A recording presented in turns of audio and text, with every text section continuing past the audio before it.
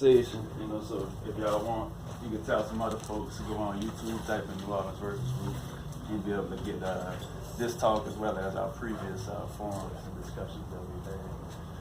All right, so again, I'm up here to talk about Sudan and imperialism and how these things, you know what I'm saying, has been shaped and whatnot.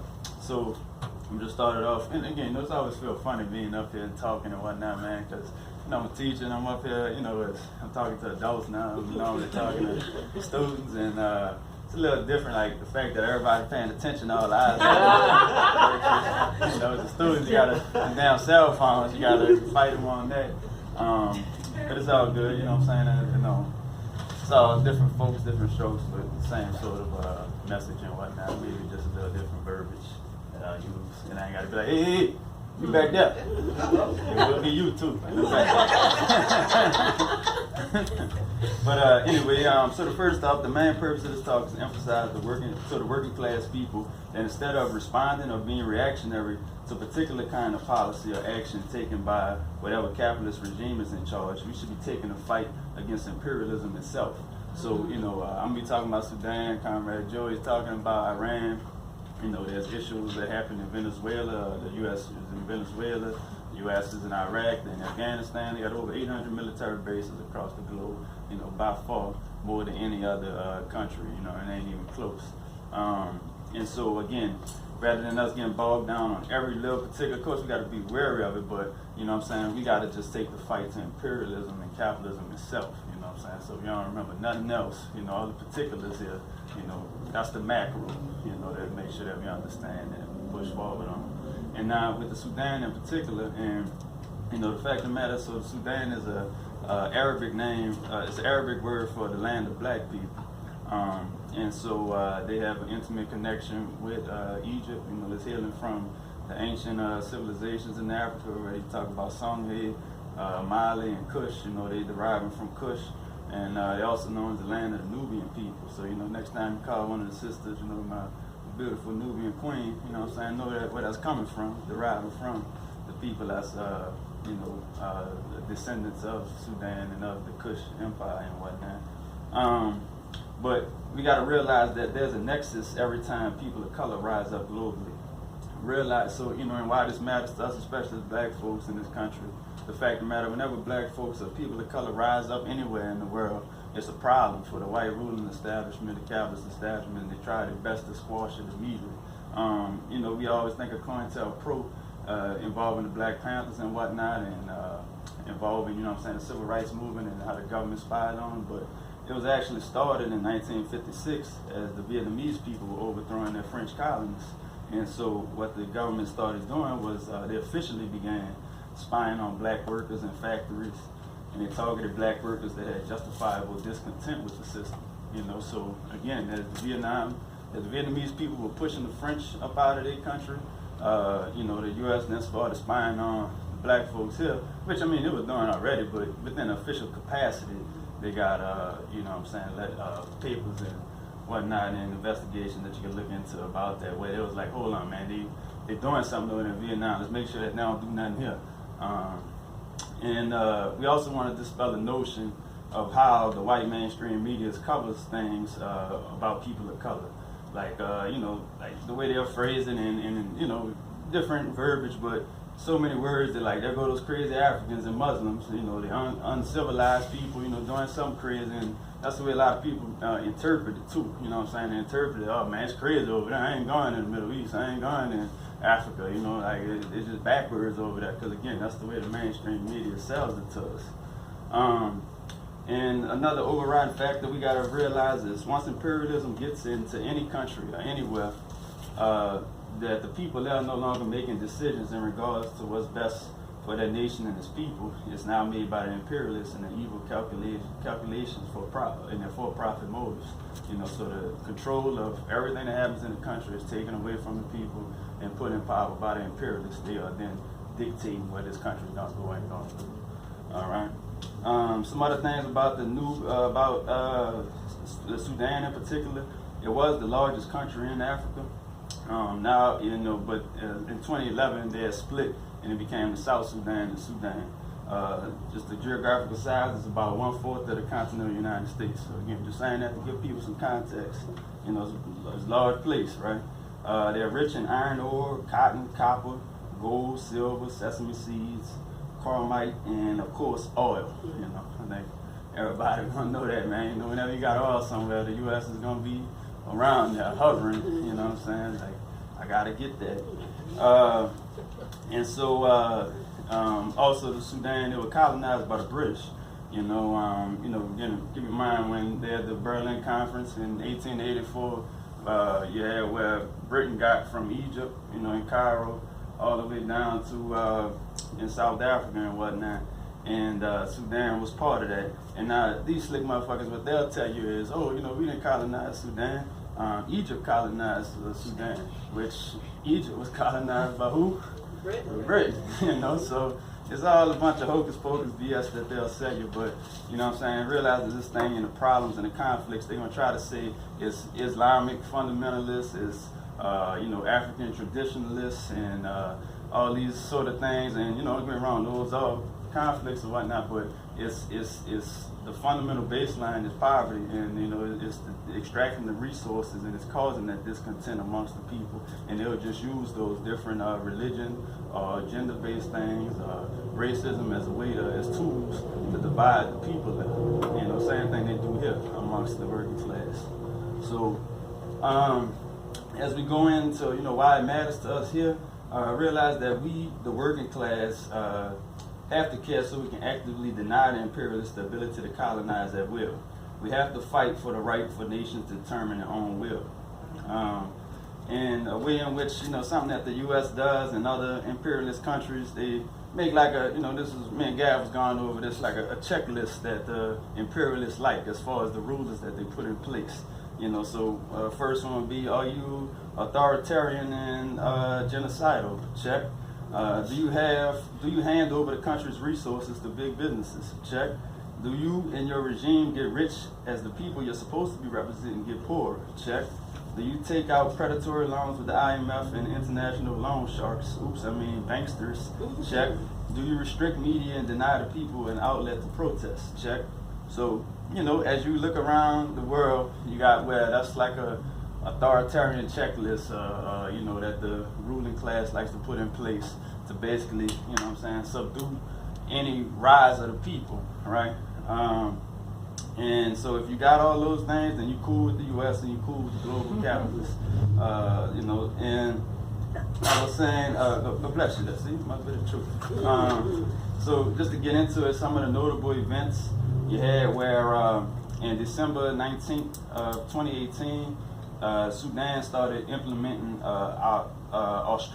austerity measures that was prescribed to them by the International Monetary Fund, IMF, which that sparked a new upsurge in the protests. So they started charging people more for medicine, for healthcare things, started charging people more for oil and gas, charging people more for food, you know, all the basic amenities that you would need to be able to survive and sustain yourself because of the loans.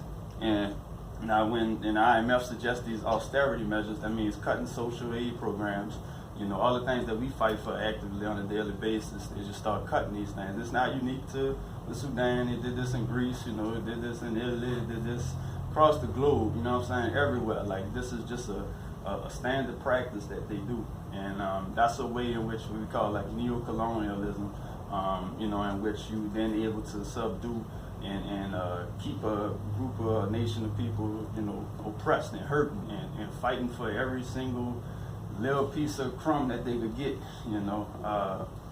And then, so after that, that was in December of 2018. So in April of 2019, the Sudanese people were able to ouster Omar al-Bashir, who was the longtime autocratic leader.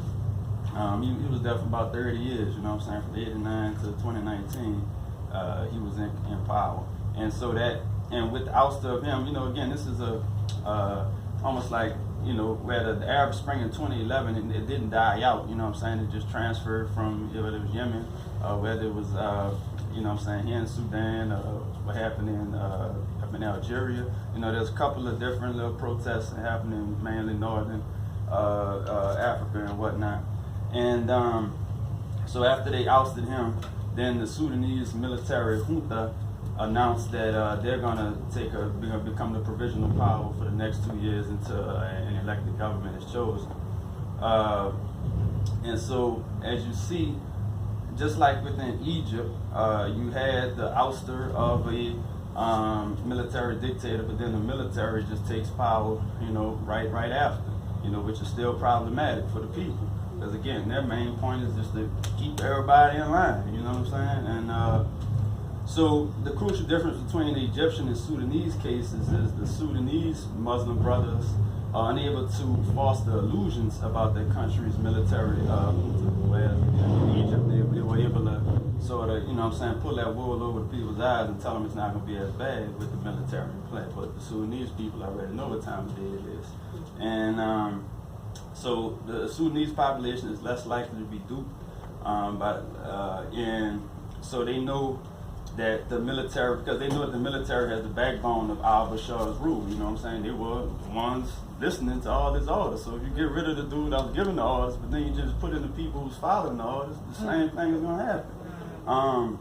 And so you got where you're going to talk about the, as a way to try to spearhead some of that. You had where there was many people within the army.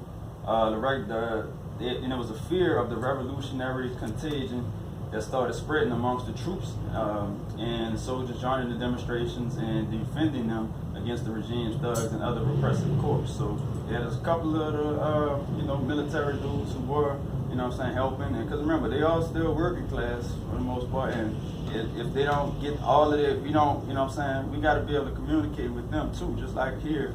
Because they are people that we know and that we can still reach out to. Now the generals and the top dogs, they kind of just fall gone, But the everyday soldiers, it's on us to still reach out to them and politicize them. Because like what Thomas Sankara said, a soldier without a political analysis is a threat to humanity, It's a threat to the working class. Because they just drones following orders and going to shoot whoever indiscriminately. Which I'm getting to now, where on June 3rd, paramilitary forces raided the sit-in opposite the Army General Command in Khartoum, Sudan, and it started raining fire on protesters and bringing an end to 6 months of a largely peaceful uprising. Soldiers broke through the demonstrators' barricades, burnt their tents to the ground, and shot at and beat protesters. Witnesses spoke of soldiers shooting indiscriminately, throwing bodies of slain protesters into the Nile, and raping 2 of the medics at the sit-in. Then, within 48 hours, the death toll rose to over 100, as tens of bodies were recovered from the Nile. 500 more were injured in what could only be described as a premeditated massacre.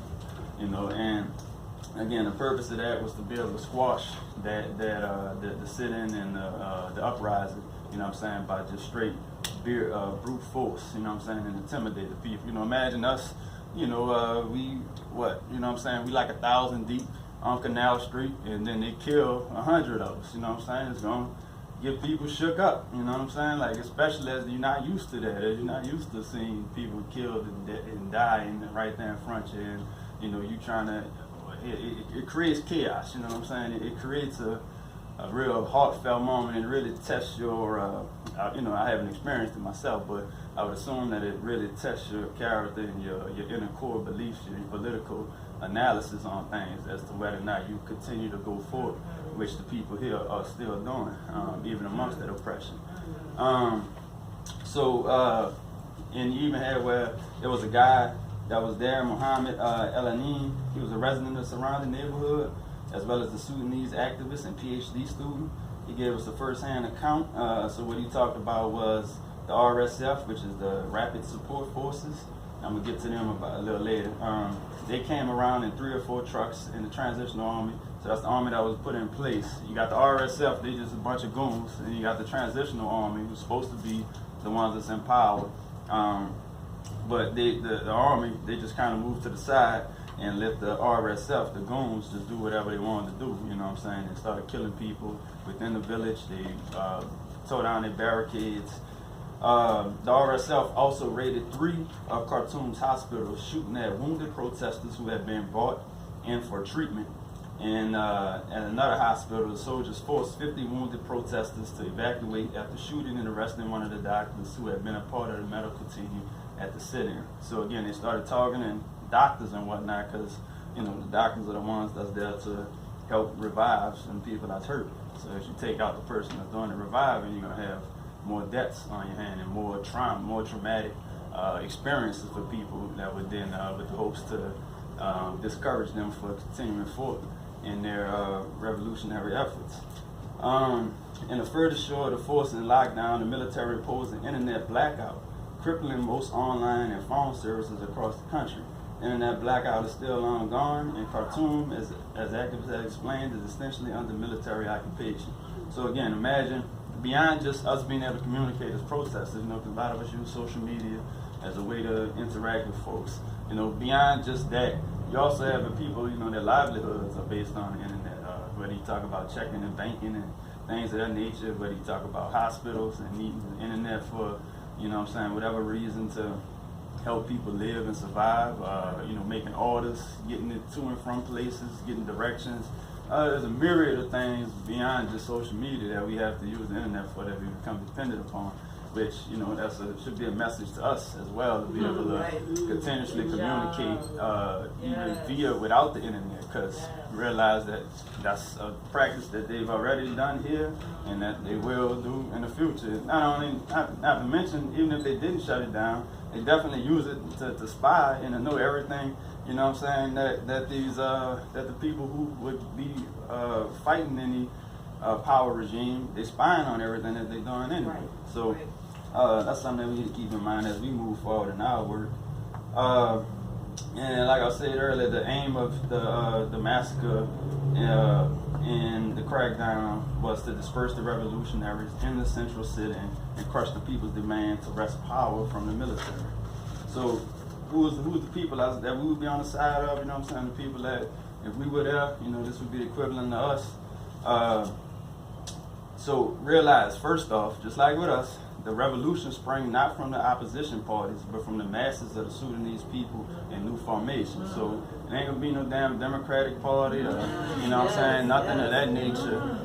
Just because somebody come out there and say, F Trump, I don't like him either, you know, that ain't enough, man. You know, we need an overthrow of the capitalistic white supremacist system that we're a part of. So realize that this ground swelling of revolutionaries came from the people, came amongst the people, and not no opposing party. You got where the sit-in, you know what I'm saying, you had the austerity measures that took place. Again, that was in December 2018, and that's something that the IMF initiated and that they suggested and that the program went with, something that they do across the globe. But one of the main, the focal point of the Sudanese revolutions, and one of the main groups that were leading it was the Sudanese Professional Association, an umbrella group of trade unions that had previously been banned by the regime. The uprising maintained a non-violent and highly organized character, culminating in a 2-day general strike at the end of May. Now, you know, we here's I guess what Marshall Lennon and whatnot, you know, with this non-violent approach, you know, it's not necessarily our ultimate standpoints on things, but you know that there's a time and place for everything. But you know what I'm saying, like it definitely takes armed revolution to truly get over that hump, you know what I'm saying. And so that was, you know, some different strategy right there. But the aim of having that sit-in like that was to, you know what I'm saying, be able to break and wrestle the power from the military. You know, and after 2 months after Omar al-Bashir was ousted, the revolutionaries were still voicing the same principal demand, which was an end to the military rule in Sudan and a civilian-led transition government that could lead the way to fair and democratic elections. Weeks of negotiation with the military had stalemated, with the military refusing to relinquish control. So it goes, you know, as we talk about the main organizers, the Sudanese Professional Association, they declared that no more negotiations with the TMC. The TMC is the Transitional Military Council, which is basically all the people that was underneath al-Bashir, the former president. And they called for an open-ended political general strike and mass civil disobedience in order to bring down the military regime as the only measure left to save the revolution. So again, as they talk about mass civil disobedience, that's people in the streets, you know what I'm saying? That's people shutting shit down, you know what I'm saying? Where traffic is stopped, where, you know, businesses are stopped, where police and military force, they got their hands full. Because again, remember, it's always more of us than all of them, you know? And in a general strike, you know what I'm saying? Again, you know, you're not, if you don't, the way capitalism works is you got to consistently consume and buy things. So if you stop doing that, you know what I'm saying, that's one aspect of you hurting them, you know what I'm saying, and you stopping their power. That's just one aspect of it. These parties, along with the Sudanese Communist Party, which is grouped with some small Baptist and Nazirist parties in the National Consensus Forces Alliance, have for years played the role of institutionalized opposition against the Bashir government and his National Congress Party. The revolutionaries in Khartoum chant slogans, "We don't want your money," as the announcement of the Saudi immigrant aid in April. So that was the Saudi and the UAE trying to give them money, you know what I'm saying? Basically, here, give us some money, y'all shut up, chill out with all that. But they were like, man, we don't want your money. You know, because we know that with their money comes all kind of strains and stipulations and further austerity measures eventually. And also, you know what I'm saying, like a power grip over the people. So they know that this struggle needs international solidarity as counter-revolution intensifies will be critical. The revolution has no friends in the hall of government but in the streets. You know, again, the revolution has no friends in the hall of government but in the streets. Yes. You know what I'm saying? Like, again, taking the fight to them, being in the streets, occupying things, you know, and messing up the floor of things. Like, the way that would look here would be, most ideally, would be like during Mardi Gras, during like their peak season, you know, where they make billions of dollars at that time. And if we was to organize and shut shit down and within that time frame, that would be truly effective here, you know what I'm saying, and shut down the most tourist-based city in the whole world, you know what I'm saying, during their peak time. You know, that would be like the sort of equivalent here. So as we talk about that, then we go ahead to talk about, it should be noted that the communists have thus far maintained a principled opposition to compromises on the civilian government. The politics of those elements who clearly see the dangers of these compromises have marked the successes of the revolution thus far. As the protesters recognized immediately after overthrowing al-Bashir, despite changes in government, the state apparatus remains largely intact. And this consent with state power remains the largest hurdle for the uprising. So again, to reiterate that, what we're saying is, even though you remove this one dude, the president, the state as a whole, the apparatus is still in play. As the equivalent here, they talk about all this impeaching Trump and this Russia talk and all that, man, that don't mean nothing, because you still have the apparatus. You know, Trump is just the loud, you know, cartoony figure that get everybody attention, but behind the closed doors, everything runs like a well-oiled machine, you know, from the military industrial complex to the healthcare industry and the banksters and, you know, the police and their enforcement. All that still operates, FBI, CIA, all that still runs, even if you ousted Trump or you ousted al-Bashir or whomever the figurehead is at the top. There's still, you know, think of it as a pyramid. A pyramid is still going, man. You know, still levels to it. So some of the people, the opposition are the people that we'll be fighting against, the ones that's on the side of repression and the imperialist actors. So like we said, on June 3rd, the attack on the protesters was led by the RSF, the Rapid Support Forces, and they are a state-controlled offshoot of the Janjaweed, a militia responsible for war crimes in Darfur. After storming and brutally massacring demonstrators in Khartoum City, the RSF then moved to the surrounding neighborhoods, which also had boosted anti-regime protests and ongoing congregations of demonstrators continue to disperse, beat, and shoot activists. So again, that would be the equivalent of them us being on Canal Street, killing the people there on Canal Street, then moving into the 7th Ward and to the 3rd Ward and all these different little sections and shutting down, you know what I'm saying, going after people who they felt as though was leaders there. So again, with total repression, you know what I'm saying, totally kill off the will of the people to fight back. That's their purpose. Something you need to know about the RSF is they also get money from the EU to keep African migrants from coming to Europe. Again, highlighting the Europeans continue, how the Europeans continue to dog over the African continent after centuries of colonization and destruction. In 2014, the RSF militia took up the task of policing migration, colluding with Fortress Europe as it began to tighten the noose on migrants and refugees heading towards Europe from Africa and the Middle East. The year before Europe turned its focus on Turkey to curb migration from Syria and Iraq, it looked to stop the movement of migrants through Sudan and launched what became known as the Khartoum process. And so that process, the Khartoum process, aimed to stop African migrants from entering Europe.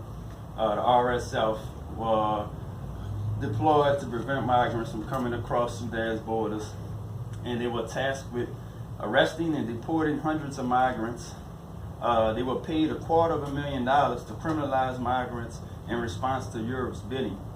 Thus, European anti-migrant races fueled and helped professionalize the terror that was turned against the protesters in Sudan, which that's eerily similar to, you know what I'm saying, what happens to the borders here, right here in the U.S. and the Mexico border, in which they first criminalized the people. You know what I'm saying, with Trump being the main propagandist, saying that they sending their worst people, the rapists, murderers, this and that. So again, you criminalize them, you devalue their humanity, and thus you send in the goons to do whatever to them, and the remorse is not as felt by the people, you know what I'm saying, the masses of people, because of the state-run sort of media and organization going along with it, and how they've just, oh man, they get what they should be in their own country. They shouldn't be here. You know what I'm saying? That's the mindset of a lot of people. And that's all by design. So again, just getting that fact of the matter, RSF did take place in the genocide that happened in Darfur, which is now in the Western Sudan. And again, keep in mind it's the European Union with their racist attempts to try to keep out African migrants, which is all they're doing. You know what I'm saying? As colonization and imperialism has forced, you know what I'm saying, the sort of turmoil in these African and Middle Eastern countries. You know, now it's like Malcolm X said, the chicken's coming home to roost. You know what I'm saying? And like that's what it's boiling down to. One of the leaders, the leader of the RSF is General Himati. Excuse me for the mispronunciation, but General Himatididi. He's the head of the RSF, and he's also the head of the so-called Transitional Military Council, and he's essentially the most powerful person in the country now. You know, as he has control over the RSF and the Transitional Military Council, and so it's like, you know what I'm saying, and again, he's just the figurehead, but it's the state apparatus at work.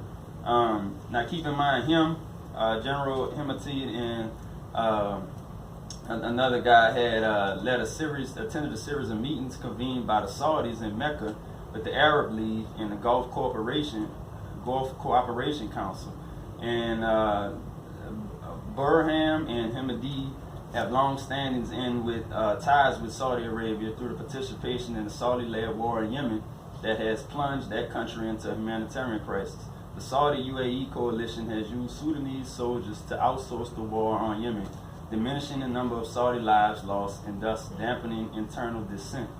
So again, that's a way they use Sudanese soldiers, you know what I'm saying, to then go fight, you know, the war led by the Saudis. And so instead of, just like with how the U.S. does, instead of, you know what I'm saying, you having all these loss of U.S. troops or Saudi troops, they got the loss of other people's troops, you know, fighting on their behalf. And so thus now the people of Saudi Arabia, the people of the U.S., they don't feel as bad about the killings. Like, oh, well, you know, they're not Americans. Oh, well, you know, they're not Saudi Arabians. You know, so again, it's a way for the class consciousness and the global perspective. It's a way to manipulate us into thinking that we aren't connected as workers across the globe. That, you know, it wants you to be into this nationalist mindset of, well, you know, I'm an American or I'm a Saudi Arabian. I'm only supposed to care about those people. When, you know what I'm saying, we know that that's BS, because global capitalists, they don't believe in countries, you know what I'm saying, like Walgreens, Walmart, they don't believe in no country, I'm an American company, no man, they wherever they can get money at company, you know, that's all they are. And so we got to sort of change and reflect our mindsets as to, you know what I'm saying, we not just Americans or this or that, you know, but we are workers of the world that are uniting, you know what I'm saying, for the overthrow of capitalism and imperialism. And so, you know, like I said, with them using the Sudanese soldiers to fight the war in Yemen, there's been many child soldiers that they've been using as well to fight this war in Yemen. Motivating the war in Yemen is Saudi Arabia's ongoing imperial rivalry with absolute support from the U.S. with Iran. So again, Saudi Arabia and U.S. clicked up against Iran for regional dominance. It should also be noted that this anti-Iran alignment has driven the Gulf countries into closer cooperation with Israel. You know, because again, as Israel is the garrison state for the Western powers to be able to control militarily what happens within that Middle East area. You know, now, and Comrade Joy gonna get to in a few minutes about they clicking up and gearing all this towards Iran. So again, pay attention. Now, all this stuff is interconnected, man. You know what I'm saying? It's all interconnected. Cooperation with Iran, partly at the behest of the U.S., drives the active backing for the TMC, the Transitional Military Council, by the regional forces of the counter-revolution in the effort to quell the aspirations of the Sudanese people. You know, on June 2nd, Saudi Arabia and the UAE pledged to send $3 billion in aid to Sudan. The Emirate Crown Prince Mohammed bin Zayed vowed to preserve Sudan's security and stability. You know, so we know that kind of talk, you know what I'm saying? That's just like Trump saying we're going to be safe and secure here. That means more oppression. You know what I'm saying? Straight up. You know, that's a fancy word. Say more oppression and more debt and more, you know what I'm saying, like tragedies that they plan to, you know, instill upon the working class there. You even got where in Egypt, you know, like we mentioned them earlier, the president there now, Sisi, another authoritarian ruler, he is the head of the African Union, and he supports the TMC and going to block attempts by the AU to condemn it. You know, so he's blocking attempts by the African Union to, you know what I'm saying, help the people in the protesters in Sudan. Because again, he's an authoritarian ruler himself. Saudi actions are carried out in lockstep with strategy of the country's U.S. ally in its attempts to isolate Iran. And then Trump had bypassed Congress to keep weapons flowing into Yemen represent just one small example of this. So again, Yemen, but the Congress put in where they're gonna stop selling weapons to Yemen, but to Saudi Arabia to you know, use on Yemen. But you know, Trump was able to skirt past that and continue, you know what I'm saying, selling. That's what he's trying to do, continue selling weapons to Saudi Arabia. Trump also plans to bring an ex-diplomat out of retirement to help craft U.S. policy, you know what I'm saying, for the Sudan and whatnot. So we know that, again, that's just another way for them to control and manipulate and, you know, not do right by the people. And just another little small note on this, something that's, I guess, you know, because it's not just Trump and them, but, you know, when we talk about the Obama administration, they had established the Young African Leadership Initiative. And that was in 2011. That was an attempt to secure U.S. interests in the foreseeable future. So basically, they're trying to okie-doke the African youth, the same way police in America come play basketball in the hood and try to make us believe that they're the good guys. You know what I'm saying? Like, so the same sort of concept where they go into Africa, they got these U.S. Oh, you could be a U.S. businessman. You could be a millionaire too. You know what I'm saying? You could be rich like the people in the U.S., you know, we're the good guys. You know, you need to be just like this. That's what they're selling them, the youth in Africa.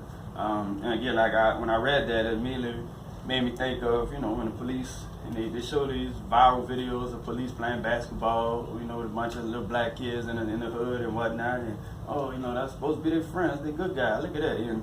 But now then show when, you know what I'm saying, the police do something dirty and they all cover up for each other. You know what I'm saying, when they're targeting all the young black males, you know, they don't show those, they're not going to put those videos up on Instagram or whatnot. And so just the dirty manipulation as to, you know, you are taking advantage of a susceptible mind to then, you know what I'm saying, for your exploitative reasons. You know, so it's just something I wanted to mention real briefly. And ultimately, you know what I'm saying, to conclude, the revolution in Sudan is having to grapple with the fact that the mass forces of global capitalism, though sometimes in rivalry with one another, do not tolerate democratic movements like that which has flowed in Sudan streets since January. So again, whenever there's uprisings, the global capitalists are going to come together to clap back and to quell it, because, you know, they don't want the workers of the world rising up as a whole, you know, because we could shut all this down and make this a truly, you know what I'm saying, equitable world for everybody. So just to further, like, some of the most current updates with the situation in Sudan, you got, since the breakdown in negotiations, the Temporary Military Council has once again announced that elections will be held in no more than 9 months, breaking the previously agreed upon 3-year transition period that the opposition had called for. The opposition demanded this time frame before elections in order to provide adequate opportunity to organize political forces independent of the regime. So again, they wanted the protesters, the people, they wanted a 3-year transitional government so that they give them time to be able to, you know, act like we say, course correct, you know what I'm saying, and get this thing right before we jump off into, you know what I'm saying, our new venture. We got to get this thing all the way right, so we're prepared for whatever issues that may arise. But the military, they want to know we're going to have it within the next 9 months, because they know, because who does that benefit? It benefits the military, it benefits the powers that be. And keep in mind that many regions within Sudan are still suffering from civil wars in the area, and early elections would only ensure that the pro-regime elements will be best positioned to reap the rewards of the ballot due to the undemocratic character of the political arena that are just beginning to be forced open by the protests, right? So again, a quick election benefits the powers that be, as the protesters still need time, the working class still needs time to organize itself.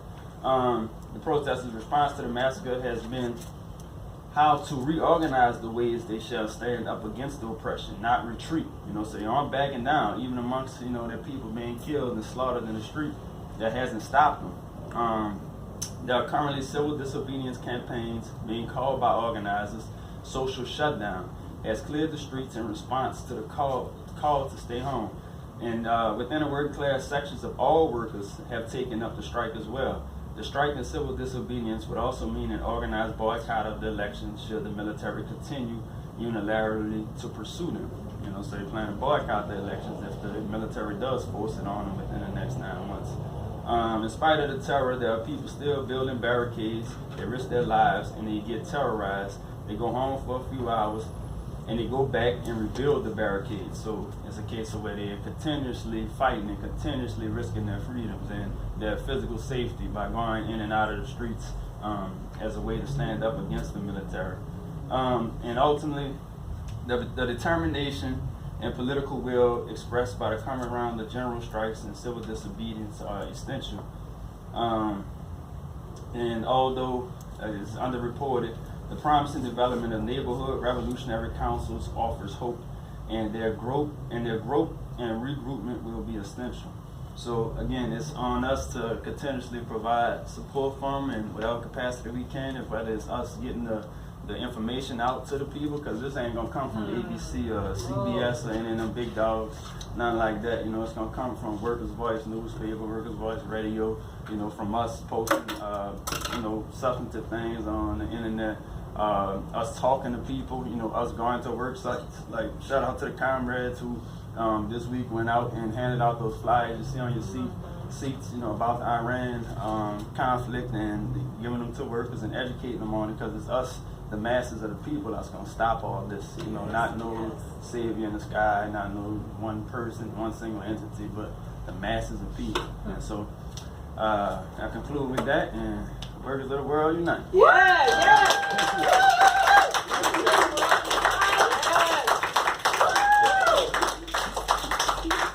I almost forgot I had to come up here again. Okay, that's excellent. So we want to thank Big E for that. Not only did we have an opportunity to see what is transpiring in Sudan, but the ways in which the people have resisted over time. And there's something to be said about that.